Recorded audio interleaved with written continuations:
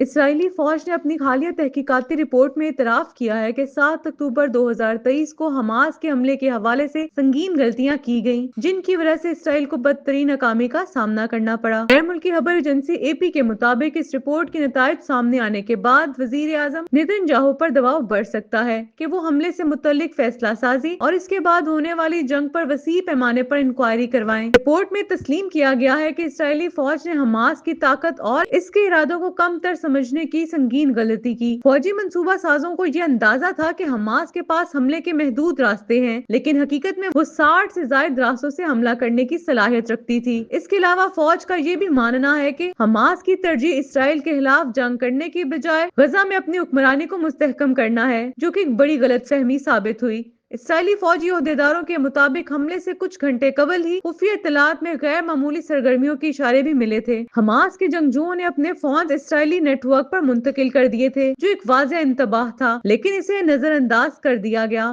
Report میں مزید انکشاف کیا گیا کہ حماس کے رہنما یحییٰ سنوار اس حملے کے ماسٹر مائنڈ تھے اور انہوں نے اس منصوبے پر 2017 میں کام شروع کیا تھا، تاہم اسرائیلی انٹیلیجنس کو اس بارے میں پیشگی معلومات حاصل نہ ہو سکیں، جو انٹیلیجنس کی ایک بہت بڑی ناکامی سمجھی جا رہی ہے۔ اس حملے کے بعد اسرائیل کی خفیہ ایجنسی کے سابق سربراہ اور سینئر جنرل لیفٹیننٹ جنرل ہیرزی ہلیوی سمیت چند اعلیٰ فوجی عہدیداروں نے استعفیٰ دینے کا اعلان کر دیا، جو اگلے ماہ اپنے عہدے چھوڑ دیں گے۔ اس رپورٹ کے بعد اسرائیلی حکومت پر دباؤ مزید بڑھ گیا ہے کہ وہ 7 اکتوبر کے حملے کے حوالے سے مزید شفاف تحقیقات کرے اور فوج کی ناکامیوں کی وجوہات کا تعین کرے۔